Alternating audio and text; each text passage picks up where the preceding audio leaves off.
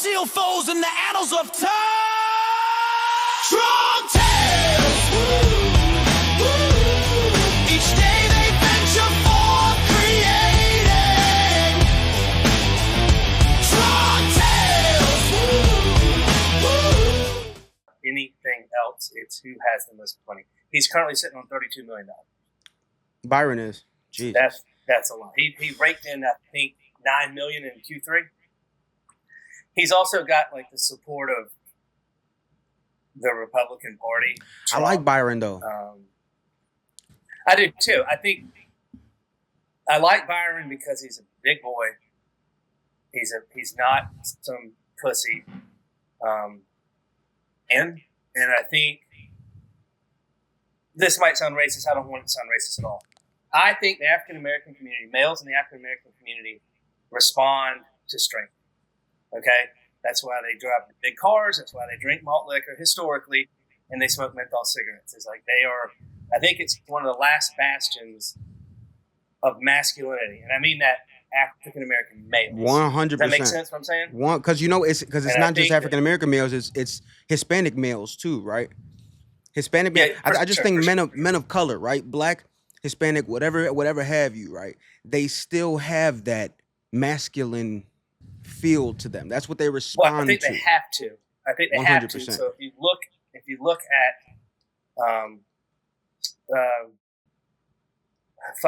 if you look at the way certain minority groups have been treated over time. So like your average African American family probably doesn't have as much money as your as much as your white family. And I think the African American men have had to hold on to the things that have led them. They have to hold things that are still respected in society. So strength, athletic performance, things like that. Like I think they embrace that. Whereas your average white dude, Caucasian men, they've been in power for so long. They there's groups of them that kind of venture off into weird shit. You know what I mean? Did that? And no, 100%. Because of those type of white men that have been in power, right?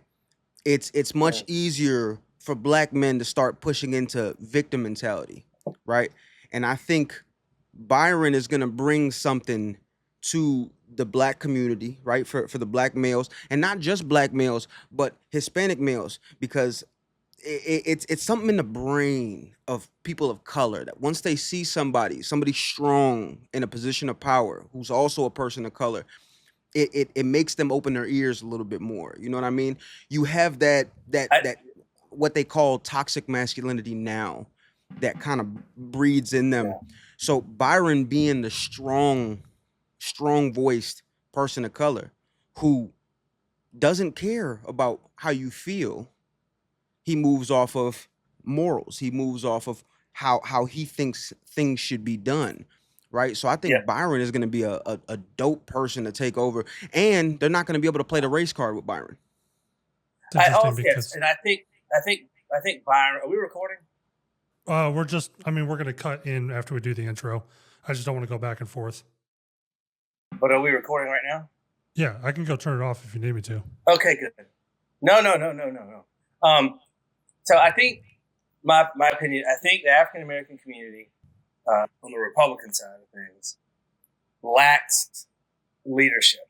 Like when you look at who your consumer-facing leaders are in the African American space, like who are they? You can't really name a lot. I think Byron Daniels, and I think the thing I like about Byron the most is if you look at Byron when they bring him on liberal talk shows, liberal media pieces, he doesn't get wrapped up in emotion. He's incredibly calm, emotionally stable, and like he disarms them, but he doesn't disarm them an inch. Like he doesn't, like right now you see all these, conservatives in Portland, and they're getting like pushed around and shoved around and like knocked down and all this stuff, and they're acting like tattletales. They're like, "Oh my God, this person assaulted me. Did you see this?" And it's like,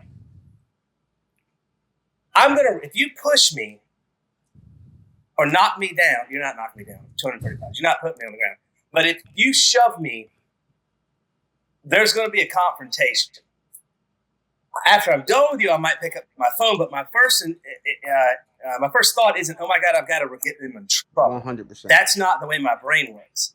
And it drives me absolutely mad to see right now. That is what the social media personality, influencer, journalists, that's their goal, is to go to these places where there's conflict and go to these places where there's chaos and ICE and federal law enforcement and border patrol and all this other crazy shit going on. And they're clashing with, the extreme left who's there to pick and shove around. And they're like, you're telling me you're going to a place where there's one thing in this world that I have learned that is a guarantee. If you go looking for trouble, I promise you this. Yeah, you will find it. It's 100%. the easiest thing on this planet to find is trouble. And it's driving me crazy because you have these people and they go and their first thing is to get shoved or physically intimidated or pushed around and to record it so they can try to get this person arrested. Now, if you run up and hit me with a box cutter or something, like, we're going to have a box cutter last night. It's like, where's the footage of you beating that guy's ass? That's what I want to see. Well, that's what I think see. I think that's the biggest thing for me, because one, you went there knowing what these people do and who they are, right? Mm-hmm. So there is you're not going there to have conversations with them because there's not going to be any conversations had. They're too radicalized. It's not going to work, right? So if you're going there, you know what might come from it. So once you get pushed, something needs to be done because these people don't understand. Call the police, get them in trouble. These people don't care about that. Most of the people that go to these places and they sit here and they talk shit to ICE and they waste their fucking day because they don't have a job doing all that they don't care. They don't want to hear anything. And most of them haven't been punched in the face, right? So once 100%. That's why I like Byron. Yeah, 100%. Once you punch one of these motherfuckers in the face one time, actually, I literally have a video of it happening outside the Portland ICE facility. I'm gonna send it to you, Baker. The one dude was filming, and what's so funny is we're talking about how you shouldn't be filming, you should be throwing punches. Well, this motherfucker's doing both. He's filming him, and he's throwing right hooks at this dude, and ends up knocking one of them out. Right? I'm gonna send you the video. And I feel like that's what needs to happen, right? If you're going there, you're not going there to have a conversation. They don't care about having conversations. You need to be ready for whatever happens, because once somebody does put their hands on you and you do nothing, all it does is show weakness. And I know that sounds kind of barbaric to a lot of people, right?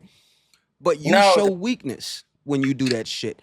If you're going there, you have to go there with the purpose of defending yourself should that time come. You know what I'm saying? Another thing that's kind of concerning is like, all right, the ICE agents and the law enforcement are there to do a job, okay? And they're dealing with people that have an opposing viewpoint. They don't want them to do their job for whatever reason, right, wrong, or indifferent. So my question is this: are you helping by going there as a citizen journalist with a cell phone and a GoPro on a stick, or are you causing problems? Are you causing the situation to escalate? I think when these people show up and they're getting in these dust up with these protesters, all that's doing is creating more problems for federal law enforcement. Now, do I like seeing it on Twitter and stuff? Yeah, man, sure. But when you take a step back and you think about what's actually really happening there, is it helpful? No, it's not helpful at all. We all know what's going on there. We all know what's going on there. Like, I personally think now they got to dedicate resources. You know, you got fights. The agitators are even more worked up. And, you know, like, look at was it Chicago where the DHS guys were surrounded by that 10 vehicle convoy? Yeah, they got boxed One in. lady. Yep. Yeah, it's like one of them had a gun on him. Yeah, it's yeah. Was that like? I mean, was that a byproduct of just those agitators getting more worked up because there's additional fuel on the fire? I don't know, man. I don't know. I'm not there. I'm not going you know what? Chicago's one of those places where you don't need fuel. You need one person. But I 100% agree with you, because the ICE agents there have a hard enough time protecting themselves. So now when you get into a scuffle with somebody outside of their facility, now they're putting themselves in jeopardy to have to come and help you. And it turns into a whole bigger situation, right? So you have two different sides of the coin where at the same time you feel like, shit, go over there, and if they put their hands on you, knock them the fuck out, right? Because that's what they deserve. Yep. But on the other hand, you have what you're talking about, and it's like you also making work harder for the ICE agents that are there, and they already got to deal with bullshit. We You also got kind of talked you about got some of this with you got guys going to you got some of these right-wing influencers going there and like baiting people. You know how they were putting red paint on the sidewalk Yeah. outside the right wing. You got right-wing people going over there and telling them to smear paint on their face, like they're egging shit on, right? And as funny as it is, that shit does at the same time it's not really helpful. It is hilarious though. No. So But they're not going there to help. They're going there to get a soundbite to put on the internet so they can go viral. Anyway, what were you saying, Andrew? I was just saying we had a very similar conversation, but it wasn't just specifically to journalists or influencers with the lectern guy a couple weeks ago. And it was just how people have gotten soft overall. And part of it's because now, even if I know I'm in the right, even if I am protecting myself or my family in self-defense, what is the clip that's going to come out from the security camera footage, or the idiot who's standing by at the gas pump with his phone who gets something out to the news before I get to tell why I was defending myself? You know, now in the public spotlight, or like for my career with my actual business and stuff like that, if the first thing my clients see is me pulling the trigger, now I look like the bad guy or the agitator. But in reality, I was just there protecting myself, right? It's like Mark Sanchez, the NFL quarterback who just got arrested. Yep. It's like, oh, Mark Sanchez stabbed. It's like, holy shit, he was in. I think was it Chicago or somewhere to Indy to broadcast a game. Well, everyone's like, oh my God, send in ICE, send in federal agents to arrest everybody, and then you find out he was breaking to a Uber Eats, and the guy got in a fight, and the guy stabbed him, and then Sanchez gets arrested for being a drunk asshole. Yep. It's like, hold on a second. What? And then, like, look at the Charlie Kirk situation. Like, how much breaking? So how much breaking news came out? Oh, they got the guy that was going to shoot me now, kill me, whatever. Or like, there's all these little things floating around. It's like you're just bounding from one thing to the next, and you don't know what's right. And it's like Denzel Washington was being interviewed years ago, but like on a red carpet event, said, you know, back in the day, you used to pay to be right. And now the media pays to be first. And he goes, you'll get good at anything you practice, including bullshit. And I thought, that's pretty heavy. And then you look back, and that's probably like 2015 or so. And now you look back at the decade and you're like, my God, he was way ahead of his time. So yeah, it's every time my opinion gets swayed on something, whether it be Israel stuff or Charlie Kirk or, you know, race relations or whatever it is, pick 1,000 different subjects. When my gut starts to change and gets manipulated, and I don't mean in a negative way, I'm just talking about in the true definition of the word, I always stop and think, hold on, wait a minute, why am I thinking this?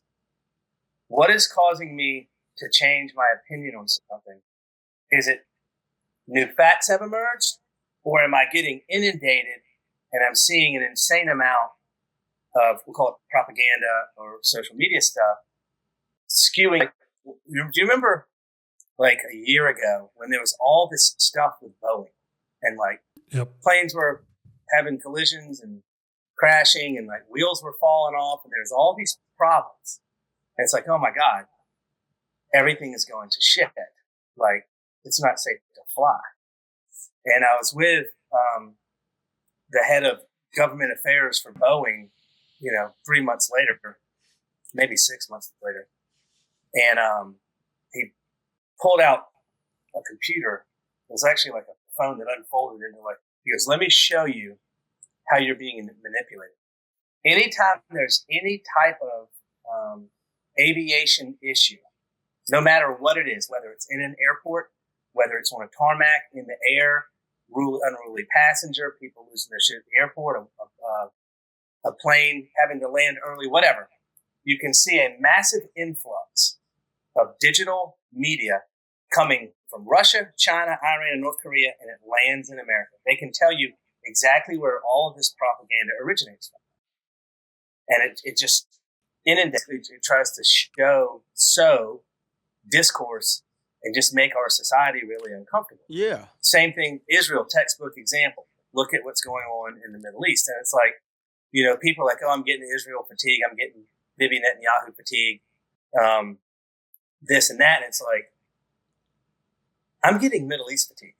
I'm not getting Israel fatigue or anything like that. I'm getting Middle East fatigue. It's like, y'all fuckers need to calm down. Because okay, so you look at the Boeing situation, right? And we had that time where every little thing that happened with a plane was freaking people out. What they fail to tell you is there's been hundreds, if not thousands, of incidents just like this that happen all year round. That it's like an all-time low, actually, compared to a year ago. Yeah, and it doesn't get talked about because it doesn't fit the narrative, right? So now it's being highlighted because of the Black Hawk pilot situation. So now every single little thing is being pushed into the media to make you think it's unsafe to fly. Well, it's not unsafe to fly. These are normal things that have happened over the years that just don't get pushed, right? And then, you know, we have things like the Israel situation, right?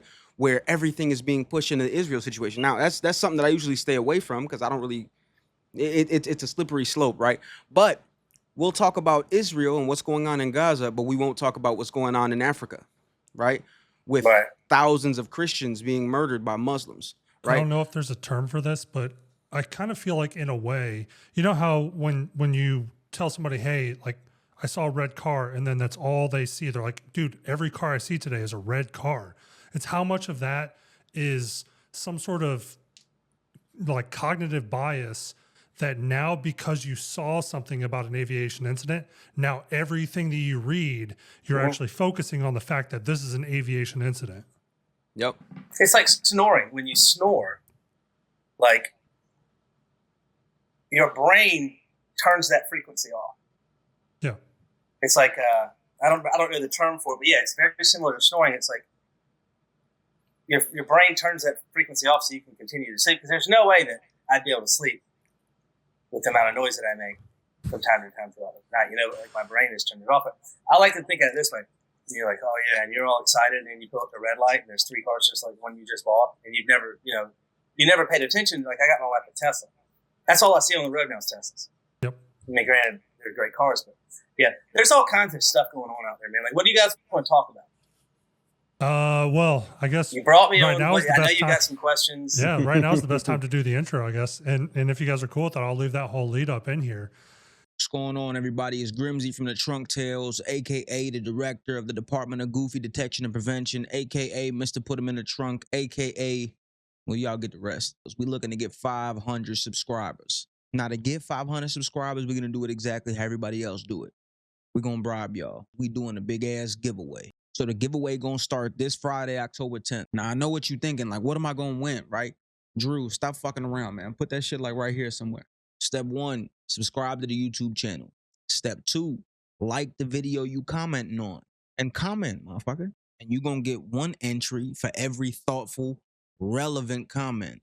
Shit, you drop a timestamp with that comment, we're going to give you 2 entries. And if you share one of our videos on X and you tag any of these names right here, we're going to give you 5 bonus entries. Now, I want to make this perfectly clear. No purchase necessary at all. What you waiting for, man? Come on, man. Go hit the sub button. We're trying to give some shit away, man. Love, peace, and chicken grease. I'm going to catch y'all in the next one. Welcome, everyone, to the Trunk Tales. I'm joined, as always, with my co-host, Grimzy. And today we're joined with Baker Leavitt of several big ventures, including Two Pood, Black Rifle Coffee, Killcliff, among some of the many. Yeah. Started Two Pood in 2010. We sold it, and it's a CrossFit Apparel company. Sold it in 2018. Started Killcliff in January 2011. Sold that in 2015, and sold it again in 2017. then bought it back in February of 2022. What are I'm a these? director of Just Black Rifle. I've been just so people know, what is Tupu and Kill Cliff? So Tupu, so back in the, for when I graduated college in 2000, moved to Key West, worked on a dive boat for like 6 months, came back, got into real estate.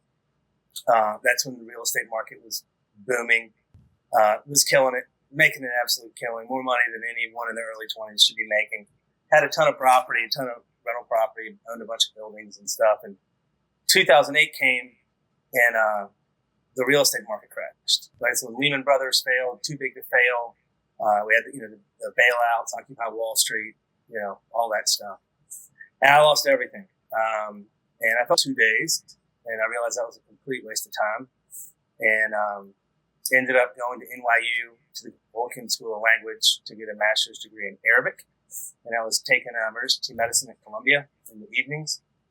And, when you lose everything when you're 30, you're like, oh my God, I'm never going to be the same. Life sucks. I'm never going to crawl out of this. And that lasted about 2 days in New York. And I realized that every person in New York had their own problems, and that if I can make it in New York for 2 years, I can make it anywhere. So ended up at NYU in 2010, a girl company. And we made workout. This is like when CrossFit first started becoming mainstream. Yeah. We made like shorts and these awesome workout belts and all kinds of stuff. And I learned that the power of a mobile customer base. So I had a CrossFit fitness-based company, and then we started a CrossFit fitness drink company. And I realized I could take my customers from Tupu and transfer them to Kill Cliff, which was a recovery beverage. Because if they like CrossFit apparel, and so we ended up selling that a couple times to a couple of VC firms who ran it into the ground. And we bought it back in 2022. I've been with Black Rifle for a decade. I'm the director of strategic relations there. I have a shop in DC that does PR, consulting, crisis management. We work on election stuff. We had voteforamerica.org last election cycle, where we focused on registered gun owners and licensed hunters that did not vote in the 2020 election. And we spent about doing a deep, deep study to find out how many hunters and gun owners didn't vote in the 2020 election in swing states. So I'll give you some numbers, because to the day I die, I'm never going to forget this. Pennsylvania, battleground state. White House went through Pennsylvania. In the 2020 election, there was 515,000 licensed gun owners and hunters, gun owners and licensed hunters that didn't vote in the 2020 election. Wow. Ohio, 672,000 was 320. Michigan was 370,000. Nevada was 130,000. Arizona was like 150,000. Texas was 600 and something. 650. Florida, where I live, was 639. Just insane. And so we focused all of our efforts on getting those people activated and voting. And so what we did was we focused on social media personalities that were conservative in nature. They had conservative hobbies, 2A, hunting, ranchers, homeschoolers, things like that. And we had an apolitical message. And so what we learned was that if we could take Brooke Ince, for example. Brooke Ince, I've known Brooke for a decade. Big time CrossFitter, been in the Wonder Woman movie series. She's into ranching now. And we got her to make a video, and she basically talked about how important voting was. Didn't name a candidate, didn't name a party, didn't mention Trump, didn't say anything about the GOP or the DNC, and just said how important elections have consequences, okay? And the feedback from that video was absolutely insane. Because if you think about anytime something shitty happens, fans and customers, they demand that the individual or the company, what is your position on this issue? They demand it. They want to know. And all they're saying is, as a business owner and someone that, like Black Rifle, for example, what is your position on this? And it's like, in my head, I'm like, we sell coffee Yeah. for conservatives. Very much. Do we make a statement? Or do we say anything? Or are they trying to trap us into some bullshit situation to where things just spin out of control? And all they want is to know that the brand and the people that they support, they just tell me you're on my fucking team. That's all they want to know, man. So what we learned with Brooke was that video went viral for her. And all of her followers, like I think it was like 17,000 comments. They're like, oh my God, thank you so much for letting us know where you stand. They were grateful for it. So, so that's what we did with voteforamerica.org. I think we were able to, licensed hunters and gun owners, we got them to vote in this election, which was, and 154,000. When you think about the grand scheme of things, it was 10 million nationwide, coast to coast, licensed hunters and gun owners did vote in 2020. We were able to get 154,000 to vote. That's a big deal. That's a really big deal. And a lot of those were in Pennsylvania. So it's a lot of fun. I do all kinds of stuff. Like my company at DC, Camepole Media, we solve problems in organizations. So like, I think one thing I've learned in like the past like year is that you have these massive, big companies with like super educated Harvard MBA type C-suite. Right. Okay. And, it's like the military, I was never in the military, like if you think about the military, like generals, there's so many levels of insulation below them to protect them from like being responsible for making a decision that didn't go the way it's supposed to go. Right. And officers, for example, they're always trying. The same thing goes in corporate America. I think you see a lot more cover your ass in the military on the officer side than you do in corporate America, just because, like, if you screw up in the military as an officer, like your career's over. Yeah. In corporate America, you get in trouble, maybe you get fired, you go get another job. You're out of the Army, you're out of the Army. You're not going to go, I'm fired from the Army, I'm going to go to the Air Force. It's not how it works. Yep. So these massive corporations, I'm talking multi-billion-dollar organizations, they see these problems and they don't know how to solve. Like they can't simplify things. If it's a big problem, it has to be a big solution. And so they hire these big agencies to come in and create an absolute like deck. A deck. That thick. Yep. I mean, we're talking hundreds of pages of bullshit. And what I learned is that I don't care how complicated your problem is. I don't give a shit how sophisticated you think it is, or how complex. If I can't solve your problem in 3 sentences on an email, your problem can't be solved. So it's like in baseball. So they slow the game down, right? Yeah. Like baseball takes, how long does a baseball game take now? What, 7 days to play, man? Yeah. Like, you know what I mean? It's so slow because the pitcher slows the game down to a point where he's in control of it. And so when you solve problems for people, organizations and whatnot, like just take an abstract, just a savage level of common sense and be like, okay, you have A plus B equals C. A is what you give me to work with. C is your desired outcome. B is in a black box. So it's A plus a black box. As long as I deliver C, don't ask me what's in that black box. Because most of the time, I don't even know what's in the fucking black box. And it's my box, but I'm going to figure it out. So, you know, it's, I think it's a reflection of society. Like, it's people trying to complicate things. Humans complicate things. And when you can just slow things down, man, and just provide I think a common sense approach to stuff, like, to your point, people, it's quite simple. I mean, I'd love to tell you some of the clients we have and who we work with, but I'm not at liberty to say. I can give you some examples of companies that are going through shit. But yeah, that's what I do, man. But so to your point then about the problems and then the solutions that you're able to provide, people want the all or nothing. People want something that they can easily digest. They want you to say yes, first of all. They just want you to be like, I can fix this problem. And then they want... I got your back. I got your back. Yeah. Obviously, there's some people who are like, I don't care, man. Here's the money, the pile of money will back up the Brinks truck, whatever, just fucking fix it. And then you have the micromanagement type who are like, I want the deck. You need to provide me with the deck or I'm not even hiring you.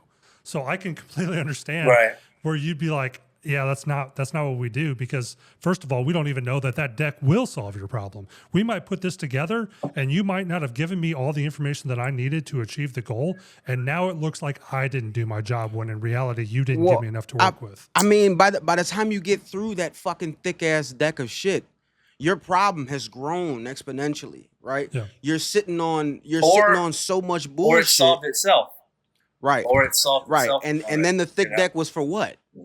You don't need the thick deck as long as you have the fix. Yeah. And they want massive calls and they want to go over everything. And then the ones that are easy to solve is when it's the CEO's ass is on the line. Mm-hmm. So most CEOs, they don't have the ability to walk and chew gum without a staff of 30. And they're incapable of giving you an opinion on the matter. And that sounds like I'm insulting and talking shit to them, but I'm really not. So we have a client right now. It's a company that has 70,000 employees. And the CEO's job is to run that company. Should that CEO understand like the basics of social media? Absolutely not. Should they understand anything other than moving the chess pieces around on 10 chessboards at one time? That's what their job is. So when the CEO's ass is on the line, things tend to be really, really responsive really quickly. Okay. And especially with the GC, the general counsel, because the general counsel's job is to protect the CEO. So if the CEO gets canned, the GCs it's a career disruptor for them. So, you give people like, man, we got a call on a project. It was a multi-billion-dollar problem. And they're like, we don't know how to solve this problem. And I was like, that's actually quite easy to solve. They're like, we've been at this for years. How can you say that? And I was like, well, what's your desired outcome? We need this person, the president, to do this. Okay. And okay, so what influences the sentiment? Donald Trump is influenced by public sentiment, especially if it's a black and white issue, right or wrong, and the answer C is the right answer for the country. And so all you have to do, for example, in that situation, is put it on his radar. And you just do that by social media. And they're like, you think it'll work? And it's like, of course it's going to work. What do you mean? Yeah, absolutely. There's a one-page email proposal. And it's the most rewarding thing I've ever done in my entire life. Like, what Black Rifle, I'll be there till the day I die. We started that from nothing, built it into a publicly traded company. It's public information. We'll sell $413 million worth of coffee, plus or minus 10 million. We'll sell about $400 million worth of coffee this year. That's a lot of coffee, man.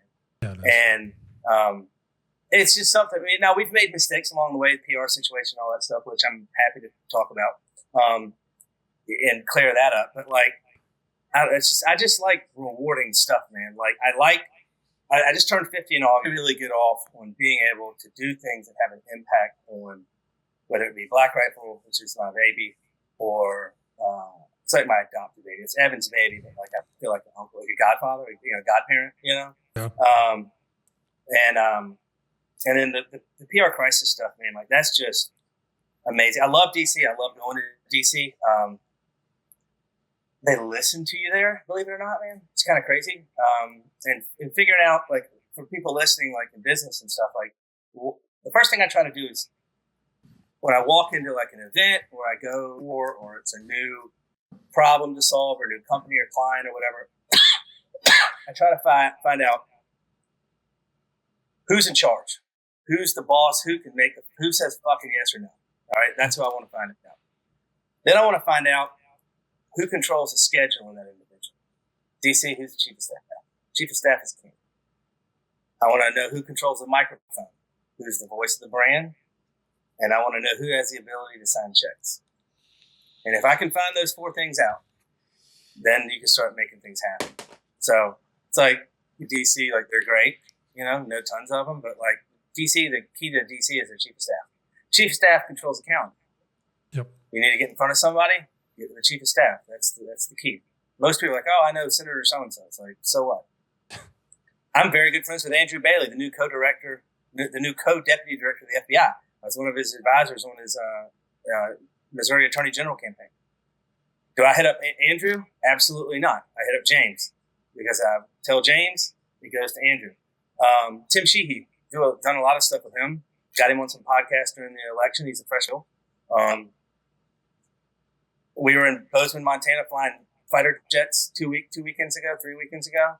And Greg, who's like his best friend and business partner, served together in the team. He's like, you want to meet Sheehy? I was like, I don't need to meet him. He's like, what? You don't want to meet the senator? I was like, no, dude, I know you. I don't need to talk to him. I talk to you. I want to. If I tell you something, I know where it goes. I want to go back a little bit because something that you said really kind of stuck with me right there. Black Rifle is set to make over $400 million, right? Or sell $400 million. No, gross sales is $400 million. Right. $400 million in coffee, right? And mind you, that's fucking insane. Let's be real. That's fucking insane. Yeah. And doing that, not that it doesn't satisfy you, but fixing problems in these big corporations is more satisfying than selling $400 million worth of coffee. I think that speaks volumes. I don't sell coffee right? for Black. I don't sell coffee for Black Rifle. I sell problems for Black Rifle. Evan Hafer, who's the CEO, so I had some friends into buckets of people. Like we have a transactional relationship where I work for you, you give me money. That's transactional. The bucket that you want to be in is the bucket that I am willing to hurt somebody for you. Okay? And Evan Hafer sits at the top of that list of people I would hurt somebody for. And I don't know if that's legal or illegal to say. You get my point. Put a disclaimer. Evan picks up the phone. That needs no disclaimer. Yeah. That's just real shit. Figure of speech. Yeah, it is. So Evan calls me and needs something done. And the fact that he trusts me to go solve it, that is an incredibly rewarding feeling. Also, when you pick up your telephone and you call the CEO of a publicly traded company and he says, I am the only person who he answers my phone call every time because I don't blow him up with stupid ass memes. I don't send him gaslighting stupid posts on social media. Evan knows that if I call him, there's a reason I'm calling him and it is actionable information. I don't call him to bullshit. And he said that. He said that the night we went public, which in New York City, which is just incredibly flattering. He's like, I hold the phone. He's got two things he questions, and he always ends a phone conversation. Like I don't drag it along. So he called me. God, I talk to him almost every day. But when he calls, I answer the phone. He called me yesterday. I answer the phone Saturday, Sunday, 24 hours a day. He calls. So I don't sell coffee per se, but I do things that enable the people that sell the coffee to sell the coffee. If that makes sense. Yep. But yeah, dude, I at this stage in my life, man, it is the thing solving problems. Like, especially, man, when people think it's super complicated and God, I wish I could tell this story, but we made something happen. The big client that called, and we've been working on this for years, and we got to get to Trump. Like, we got that done in 9 days. Yeah. And when you have people that billions, and I mean literally billions of dollars run through their hands and their computer screens and their cell phones, on an annual basis, and they say, how in the fuck did you do this? That's going to be super frustrating too for the organization to be like, why have I surrounded myself with all of you people who couldn't get it done, but these guys got it done in 9 days? I would think that they were so overwhelmed with the result that they were just like, holy shit. Yeah. I would think that I was in Africa when that happened, by the way. I would think that with these companies, because they have so much information of what's going on inside their company, when you bring somebody in who doesn't have all the information, because a lot of it, you don't need all the information to fix a problem, right? You need the main shit. So when you get somebody that comes in and can see things from the outside looking in, I feel like that would be easier, right? Because everybody who works in that company, their main focus, everybody has a job, right? And they're locked in on their job. And most people who work in these companies have blinders on because they have shit they got to get done, and if they don't get it done, they're fucked. So you bring in somebody who isn't privy to all the information that's going on in these companies, and I feel like it's 10 times easier. You know what I'm saying? Like, you ever been in your head, Drew, Yeah. No, about you a nailed it. situation, You're and you bring exactly it, right. you talk to your friend, you're like, hey, listen, I got this going on, and your friend's like, bro, why don't you just do this? You're Yeah. like, oh shit, I never thought about that, right? Yeah. I feel like that right there is the beautiful thing about bringing somebody else in.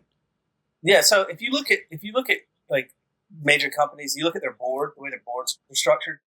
A lot of companies they make mistakes in how they set up their board initially. Okay, board of directors. So the best board of directors, in my opinion, is when you bring in people that have vast experience across multiple different industries. So American Express, I think they got like 50 people on it. But like, if you look at like the guys that like attorneys and political people, and like everyone has a connection in a space that the company, it's what a board is supposed to be subject matter experts in areas that you don't have within your company. And like, if you have a board and they can't send a text message and like open doors for you, you got to get rid of them that day. But yeah, to your point, Grimzy, that's exactly what it is, man. It's a fresh set of eyeballs. It's like, man, I don't know what's wrong with my car. And you let a mechanic look at it and they're like, between belts, about to snap. You're like, oh shit, I knew that. Oh man, I knew that. Hey, you got gas in the car? Shit. It's You're right. also- I don't have gas in the car. It's also the problem of, is this something you want to invest in learning or doing or hiring somebody internally to continue to do? Or do you just want that one-off person to come in, accomplish the goal, and then send them on their way to continue doing whatever they do for somebody else? Like for me, I run into a problem all the time where I look at it and I really have to think, okay, do I want to pay the convenience tax of having somebody else do it? Like, I'm going to go and get my hair cut by somebody else. Do I want to do it myself? I could do it myself, but I'm not good at it. I'd rather just drive, pay somebody else to do it. And I think when you really look at stuff like that, you have to really find the value. But if you're solving a problem in 9 days and you're correcting the course of an entire organization, I would feel like they'd be jumping through hoops to try and hire you and bring you on their team. Like you're invaluable at that point. Well, no, what happens is you go on speed dial. And then what happens is all those C-suite exec people, and all it does is just open up more opportunities for you. It's really amazing. Like, we've done some epic stuff, but so what happens is, like, think about like a big organization that has a bunch of different departments and a ton of VPs and directors and all this crazy stuff. And like, it would take them to mobilize. Like, they don't have a group of people that sit there in the corner waiting to go do something. Everyone has a job, And so when you have a problem, it's like, hey, we're bringing in specialists. It's like, you can go see a general practitioner. If I need heart surgery, I'm not going to, emergency med. I'm going to go to a cardiologist. You know what I mean? So, it's fun as hell, man. I love it. I love everything I do. I love Black Rifle. I love everyone that works there. I love the mistakes that we've made over the years, learn from them, just everything. It's just been it's been an invaluable. So going to your point about that, because I don't know if Grimzy knows about this, but I'm assuming what you were hinting at a few minutes ago was about the vote blue thing. You want the truth? I mean, I think I know the whole story because I've known a bunch of other people. Down. Yeah. So Kyle Rittenhouse in Kenosha, Wisconsin, right? I think that's where it was. Mm-hmm. Was there doing whatever he wanted, whatever he was doing, and he ended up shooting 3 people that night. And he made bail. His attorney, Linwood, who has turned out to be a complete and total lunatic, who's been disbarred. So it's a photo of Linwood, Kyle Rittenhouse, and Ricky Schroeder from Silver Spoon. And he made bail. And I remember thinking, holy shit, Ricky Schroeder from Silver Spoons is still alive. I didn't think twice about the photo. The left had an absolute meltdown. Black Rifle Coffee sponsors Kyle Rittenhouse. And we were like, how in the hell did you land on that? He's wearing Nike shoes. He's got on like an iPhone in his back pocket. Like, Levi jeans, like is Levi sponsoring? Anyway, so that went completely and totally insane. Elijah, who we had at the time, we had a sponsorship deal with the Blaze, made a post about Black Rifle Coffee and our discount code that he had a discount code. Every time somebody used it, he got a rip. He got a commission. Yep. And he posted that. We were like, hey, dude, like, what the fuck are you doing? Take that down, man. Like, we're not tragedy merchants. We do not profit off of tragedy. And to take that a step further, we don't even promote when we make charitable donations. Okay? Like, it's just, we're not tragedy advocates. Somehow that got spun around to where Black Rifle Coffee, like Evan made a statement, like, we do not sponsor the minor that was accused of shooting people in Wisconsin. We don't have a relationship with him. We don't know him. We believe in the Second Amendment, the right to defend yourself, and we believe in the American legal system. We don't engage in legal advocacy, and we're not tragedy merchants. That's all that was said. That's it, man. When those are just facts. Yep. It's like he's a minor. And that somehow the hardcore 2A crowd took that as we were bending the knee. Okay? And then people started digging and rooting, and then like they were like, oh, Black Rifle donates to Democrats, because they took a screenshot from the Federal Elections Commission's website and they chopped it and edited it so it looks like Black Rifle Coffee had made 6 donations to ActBlue. Okay?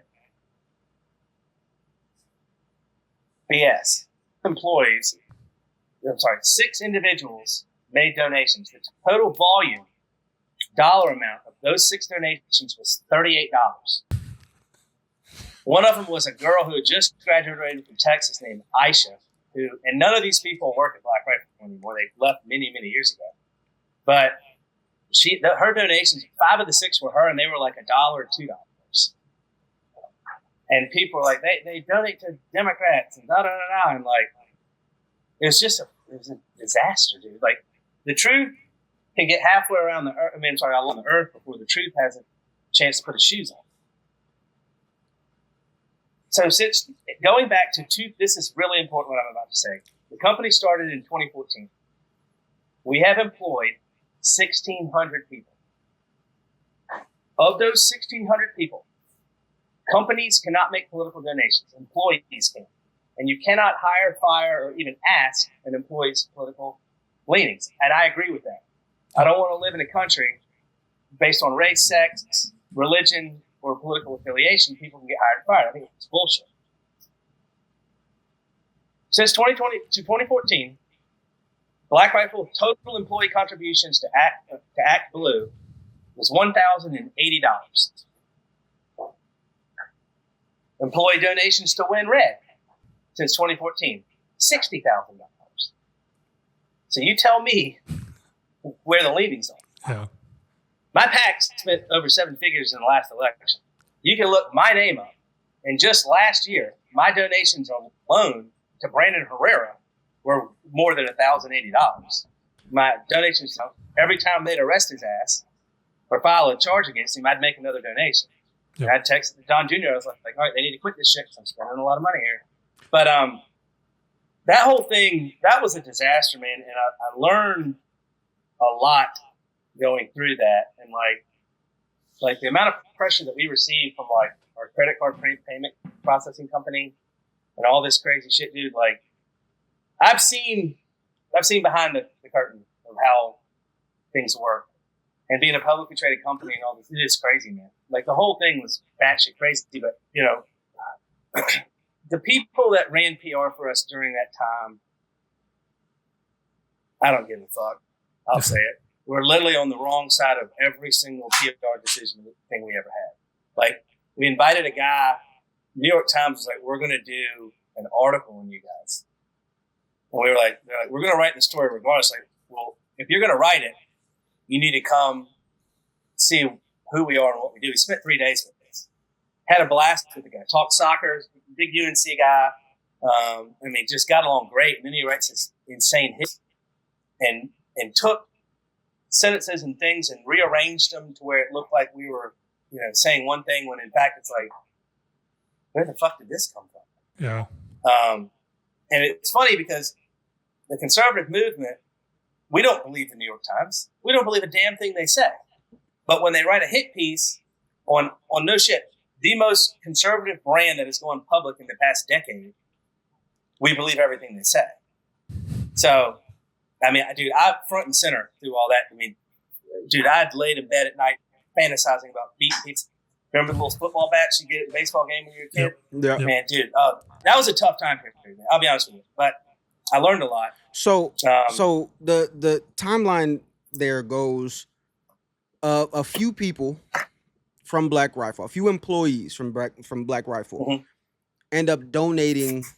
I mean, let's call it what it is, pennies to ActBlue. Yeah. People get a hold of that and turn it into. Hold on. The way it looks like this: Baker Leavitt, win red dollar amount. Okay. So what they did was they cut the person's name off. So it said Black Rifle Coffee 6 times, donation, ActBlue, and they cut off the dollar amount. So it just looked like Black Rifle. See that? Okay, ActBlue. so that changes a lot. So it didn't look like pennies on the dollar. It looked like thousands of donations. dollars. Yep. Well, it just looked like support. It just looked like support. That's all it looked like. So it said people Black Rifle took Coffee that 6 times. People took that and they ran with it. And they hired bots to promote it. Yeah. And now Black Rifle is throwing money to Democrats. So I'm guessing, did you guys end up putting out statements of, that's not what this is, these are our contributions to Win Red? What happened on Black Rifle's side? Oh, we got hammered. I mean, it was brutal. Right, but as far as you guys fighting this, we'll call it what it is. It was a smear campaign to Black Rifle. That's all. And there was a group of people, and there was rival conservative coffee brands that really dug into it and put a bunch of money behind it to amplify it through bots. So what was Black Rifle's response to these things at the time? So at the time, to quote Matt Best, like, we weren't PR experts. We didn't have a clue how to deal with these things. And the PR agency that we used, we followed their advice, which was the wrong advice to follow. So on my own, so that kind of slowed down. We got hammered. It kind of slowed down. The New York Times article came out. It got reinvigorated. That kind of slowed down. And Rittenhouse was found not guilty. And it just charged it all back up again. And at that point, I was just like, fuck this. I don't have to make up anything. I don't have to bullshit. I can simply state facts. So I was on our Twitter, basically, what I just told you guys about, $1,080 to ActBlue. Yep. And I remember our PR person calling us saying, "Hey, what are you doing?" I was like, "I'm setting the record straight. This isn't political. I'm not taking a stance. I'm stating a fact that is public on the FEC, Federal Elections Commission website. You can't do that. Why not? I'm getting calls from media asking if this is Black Rifle's official position." I was like, "Fuck yes, it's our official position. Tell them to interview me. I'll be more than happy to talk about it." So, like, it's one of those things, man. Like, so, like, Evan and Matt and JT were carrying guns for a living as of 2013. None of us in our lives had ever been trained or been through any type of PR situation. We didn't know what the fuck we were doing. It's like you said earlier, Andrew, like, you bring in an expert and you listen to what they say, and you think they're giving you sage advice, even though it goes against your gut. You're like, wait a minute, this doesn't seem right. Yep. And so we just kind of kept quiet about it. And then finally, I just got to a point where I was like, I didn't give a shit. I just went on a podcast and just started talking about it. No one's going to say, Isn't it crazy how much social media affects every single narrative that goes out there, right? So now It's every narrative. it's become the first to report on it and the loudest to report on it. Yep. And Facts then the don't people, Yeah, it's matter. credit. Even if it's facts don't matter at all. One the hundred people percent. that find the information that aligns with what they already believe, they're not Yeah. going to go and listen to the podcast or this podcast or read any article where Black Rifle or Baker or anybody comes out and addresses it with the facts.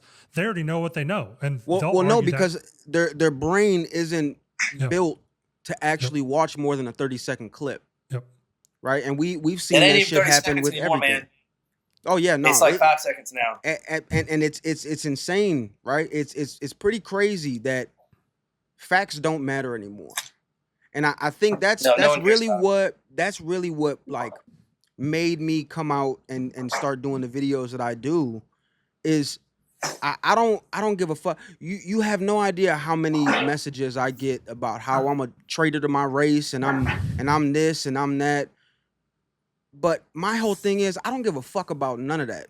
First of all, I'm an American. I wasn't born where the fuck y'all were born. Okay. And second of all, in my mind, facts matter. Right. And Oh, yeah. and I'll never stop fighting for facts to come out.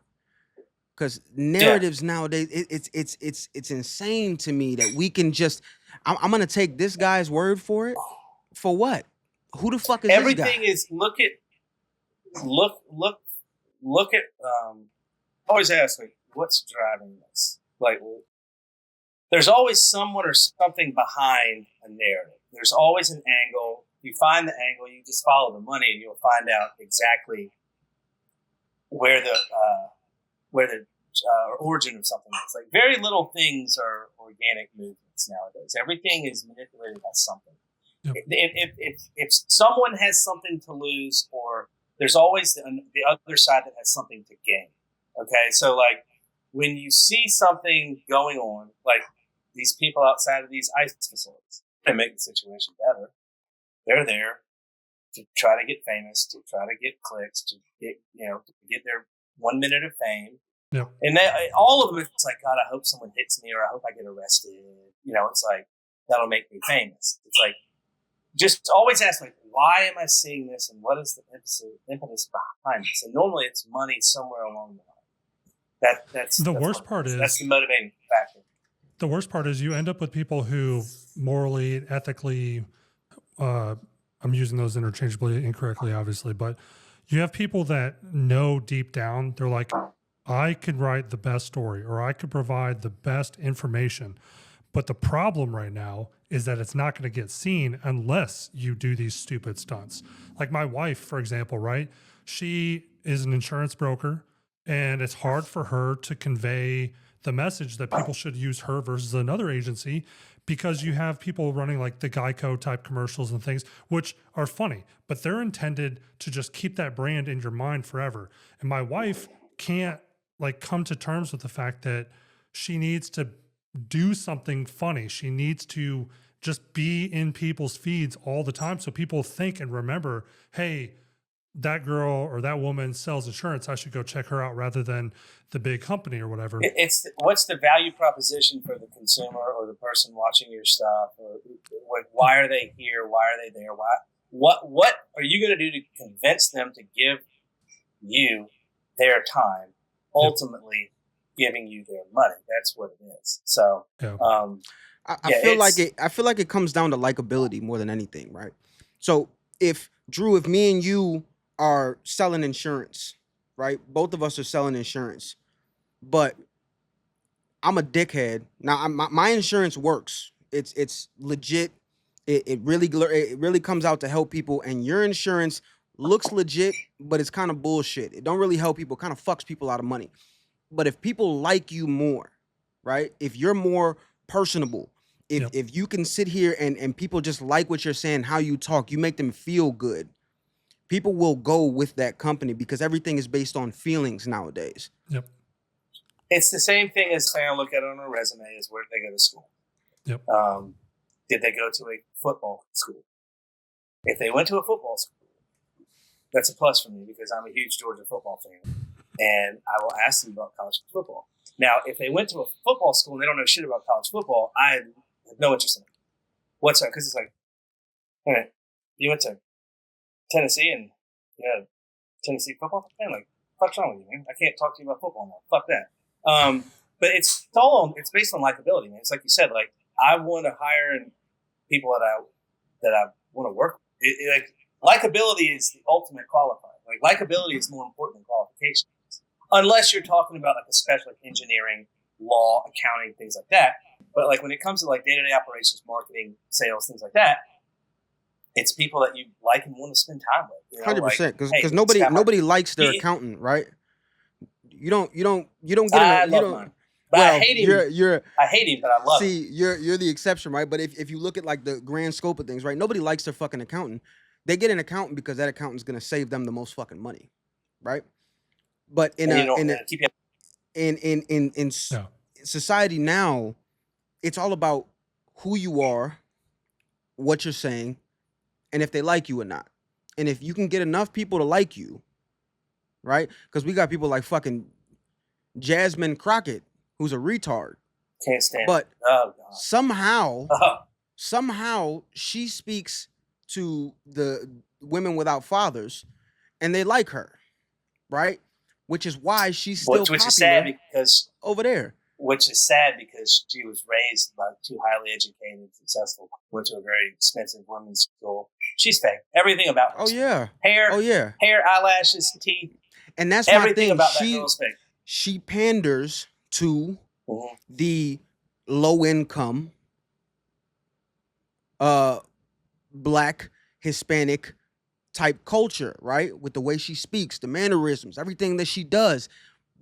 But it's a fucking act. She's an actor. They have to see that as fake. They have to see that as fake. They have to see but that. you know what I've come to figure out is there's only two options. It's either they see it as fake and they don't care, or they're too dumb to know it's fake. Or they don't give a shit because she's on my team. Yep. That's exactly what I was going to say. That's a huge part of it. Yeah. And I think that's the big thing for people who don't have a fucking brain. So to your you can't like somebody just because they're on your fucking team, because they could be a piece of shit. I don't want a piece of shit on my team. So to your exact point, so, Baker. Yeah, it's also like liking them versus liking what they say. There's people whom I like what they say, but I don't like them. There's a lot of those, and it's so. And I got to bounce in 2 minutes. One of the things you have to focus on is a lot of people in like big companies, big corporations. I've said that a lot. They hyper focus on the message, and they get attorneys and PhDs and academics, and they hyper focus on wording and messaging. And that's where they screw up. The key to success is choosing the right messenger, because the messenger speaks to his audience. Okay. And it doesn't matter if, hypothetically speaking, let's say Nike and their head of communications crafts a message, and then they give that message to their athletes to say it verbatim the way that they wrote it. It doesn't make any sense. And the audience is like, the fuck's he talking about? What you do is you say, these are the talking points. You give it to the messenger, let the messenger put it in his words, and then speak to his audience. That's how it works. That's the secret to success. Okay, guys, I have another call that I pushed back 5 minutes. I got to jump on that. All right. We appreciate your time, Baker. Yeah. Absolutely, Baker. We appreciate it, brother. I thoroughly enjoyed it. Hey, we have another hour to talk. What was that? We can do it next week if you want. We can do another one next week. Yeah, sure. I'm down Absolutely. for it. Like I said, I appreciate you coming on. I know you, like you said, you're a busy man. You've got a lot of projects and endeavors going on. Well, Grimzy, you want to send us out? Oh yeah, I'm gonna send us out, man. Baker, again, thank you for stopping in and talking to us, man. We know you super busy. People, like I said, questions, comments, concerns, put them down there. If you don't like us, I don't really give a fuck, man. Love, peace, and chicken grease. We're gonna get the fuck out of here. See ya. Have a good one, guys. Thank you so much. Take it easy, Baker. Truck tails!